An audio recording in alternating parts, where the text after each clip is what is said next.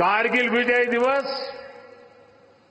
हमें बताता है कि राष्ट्र के लिए दिए गए बलिदान अमर होते हैं। दिन, महीने, वर्ष, सदियां गुजरते हैं,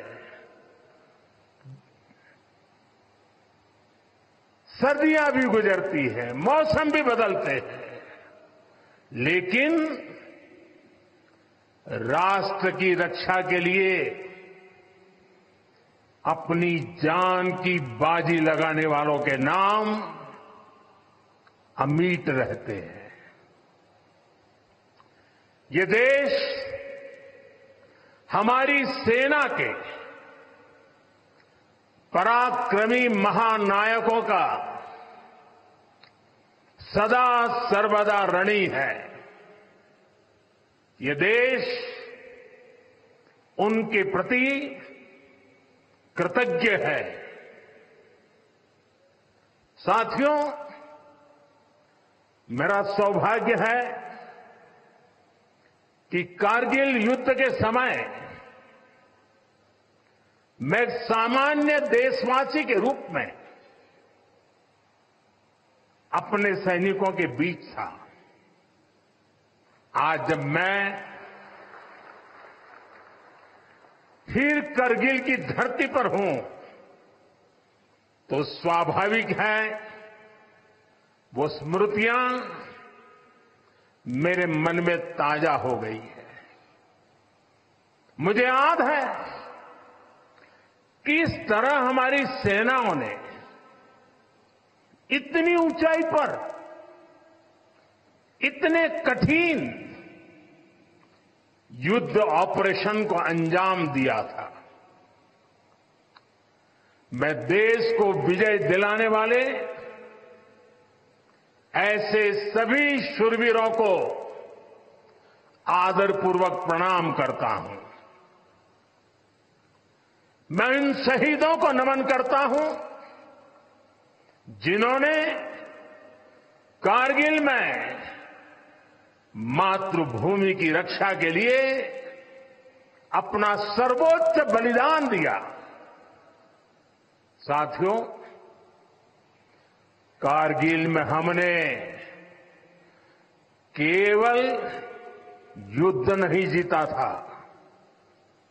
हमने सत्य, संयम और सामर्थ्य का अद्भुत परिचय दिया था। आप जानते हैं, भारत उस समय शांति के लिए प्रयास कर रहा था। बदले में पाकिस्तान ने फिर एक बार अपना अविश्वासी चेहरा दिखाया। लेकिन सत्य के सामने असत्य और आतंक की हार हुई। साथियों, पाकिस्तान ने अतीत में जितने भी दुष्प्रयास किए उसे मुंह की खानी पड़ी है। लेकिन पाकिस्तान ने अपने इतिहास से कुछ नहीं सीखा है। वो आतंकवाद के सहारे, प्रॉक्सी वॉर के सहारे अपने आप को प्रासंगिक बनाए रखने का प्रयास कर रहा है। लेकिन आज जब मैं उस जगह से बोल रहा हूं जहां आतंक के आकाओं को मेरी आवाज सीधे सुनाई पड़ रही है, मैं आतंकवाद के इन सरपरस्तों को कहना चाहता हूं कि उनके नापाक मंसूबे कभी कामयाब नहीं होंगे।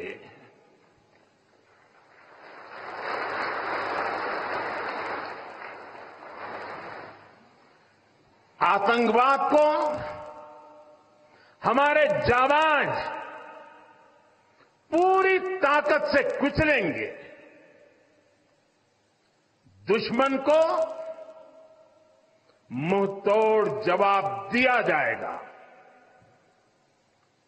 साथियों, लद्दाख हो या फिर जम्मू कश्मीर, विकास के सामने आ रही हर चुनौती को भारत परास्त करके ही रहेगा।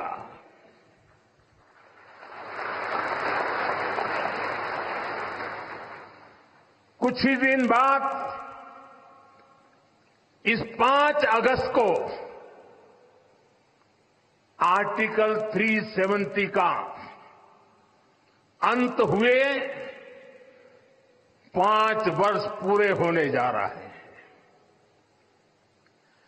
जम्मू कश्मीर आज नए भविष्य की बात कर रहा है, बड़े सपनों की बात कर रहा है। जम्मू कश्मीर की पहचान G20 जैसी ग्लोबल समिट की अहम बैठक करने के लिए हो रही है। इंफ्रास्ट्रक्चर डेवलपमेंट के साथ साथ जम्मू कश्मीर लेह लद्दाख में टूरिज्म सेक्टर भी तेजी से ग्रो कर रहा है। दशकों बाद कश्मीर में सिनेमा घर खुला है। 3.5 दशक के बाद पहली बार श्रीनगर में ताजिया निकला है। धरती का हमारा स्वर्ग तेजी से शांति और सौहार्द की दिशा में आगे बढ़ रहा है। साथियों, आज लद्दाख में भी विकास की नई धारा बनी है। सिंकुल्ला टनल, इसके निर्माण का काम शुरू हुआ है। सिंकुल्ला टनल के जरिए लद्दाख पूरे साल हर मौसम में देश से कनेक्टेड रहेगा। ये टनल लद्दाख के विकास और बेहतर भविष्य के लिए नई संभावनाओं का नया रास्ता खोलेगी। हम सभी को पता है कि कठोर मौसम की वजह से लद्दाख के लोगों को कितनी मुश्किलें आती हैं। सिंकुल्ला टनल के बनने से ये मुश्किलें भी कम होगी। मैं लद्दाख के मेरे भाई बहनों को इस टनल का काम शुरू होने के लिए विशेष बधाई देता हूं। साथियों, लद्दाख के लोगों का हित हमेशा हमारी प्राथमिकता रहा है। मुझे याद है कोरोना के समय में करगिल क्षेत्र के हमारे कई लोग ईरान में फंस गए थे। उन्हें वापस लाने के लिए मैंने व्यक्तिगत स्तर पर काफी प्रयास किए। ईरान से लाकर उन्हें जैसलमेर में ठहराया गया था और जब स्वास्थ्य की दृष्टि से पूरी तरह संतोषजनक रिपोर्ट मिले, उसके बाद उन सबको उनके घर तक यहां पहुंचाया था। हमें संतोष है कि हम अनेकों जिंदगियों को बचा पाए। यहां के लोगों की सुविधाएं बढ़े, ईज ऑफ लिविंग बढ़े, इसके लिए भारत सरकार निरंतर प्रयास कर रही है। बीते 5 वर्षों में ही हमने लद्दाख के बजट को 1100 करोड़ से बढ़ाकर 6000 करोड़ रुपये कर दिया है। यानी करीब करीब 6 गुना की वृद्धि।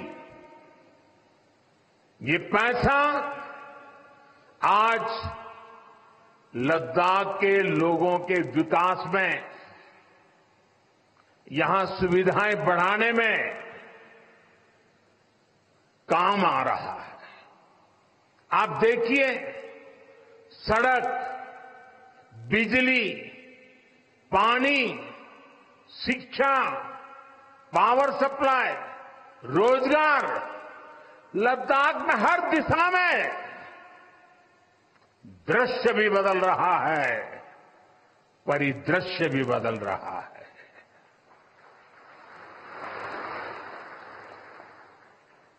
पहली बार यहां होलिस्टिक प्लानिंग के साथ काम हो रहा है। तो सीधा प्रधानमंत्री नरेंद्र मोदी को सुन रहे थे। फिलहाल वक्त एक ब्रेक का है।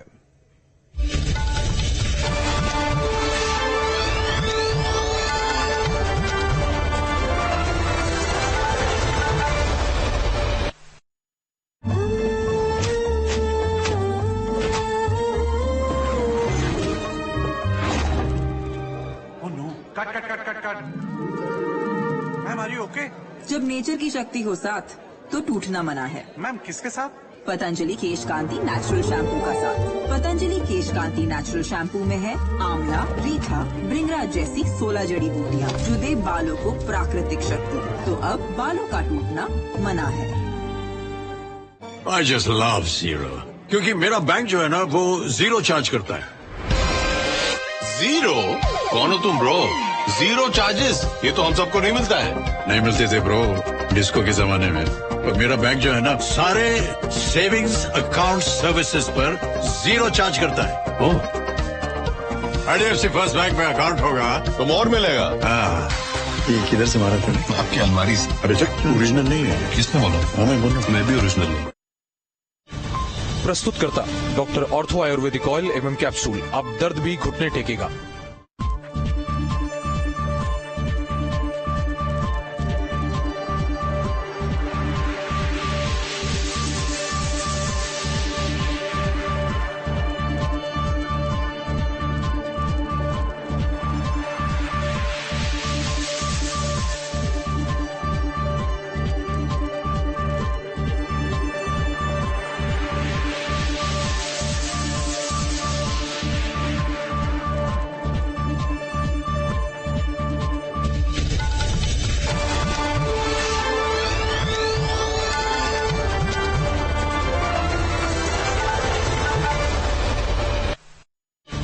सह प्रायोजक मेरा रूप श्रृंगार, सुंदर त्वचा, आकर्षक निखार।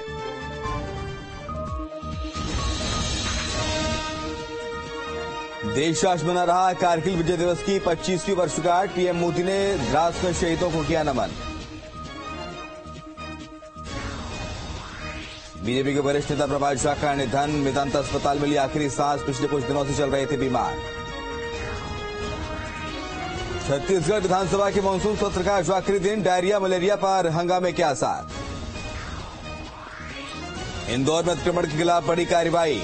महिलाओं ने कार्रवाई का किया विरोध। पुलिस बल तैनात किया गया। रायपुर में चोरी के आरोप में युवक से बर्बरता। दबंगों ने पिटाई के बाद प्लेटफॉर्म पर घसीटा। वीडियो सोशल मीडिया पर वायरल।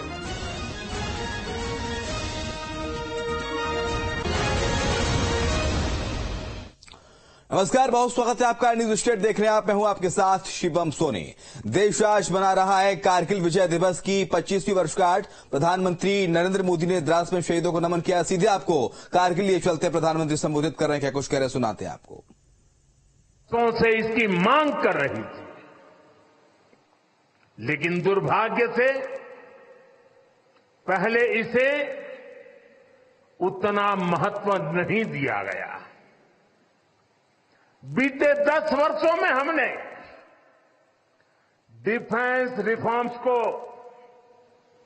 रक्षा क्षेत्र की पहली प्राथमिकता बनाया है। इन रिफॉर्म्स के कारण आज हमारी सेनाएं ज्यादा सक्षम हुई हैं, आत्मनिर्भर हो रही है। आज डिफेंस प्रोक्योरमेंट में बड़ी हिस्सेदारी भारतीय डिफेंस इंडस्ट्री को दी जा रही है। डिफेंस में रिसर्च एंड डेवलपमेंट बजट का भी 25% प्राइवेट सेक्टर के लिए रिजर्व किया गया है। ऐसे ही प्रयासों का परिणाम है कि भारत का डिफेंस प्रोडक्शन अब 1.25 लाख करोड़ रुपए से ज्यादा हो चुका है। कभी भारत की गिनती हथियार मंगाने वाले देश के रूप में भी थी। अब भारत एक्सपोर्टर के तौर पर अपनी पहचान बना रहा है।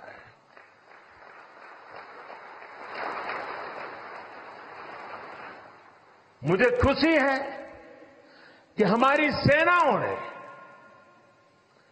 5000 से ज्यादा हथियारों और ये सैन्य उपकरणों की लिस्ट बनाकर ये तय किया है कि अब ये 5000 आइटम्स बाहर से नहीं मंगवाए जाएंगे। मैं इसके लिए सेना नेतृत्व को बधाई देता हूं। साथियों, डिफेंस सेक्टर में रिफॉर्म्स के लिए भी भारत की आर्म्ड फोर्सेज की सराहना करना चाहता हूं।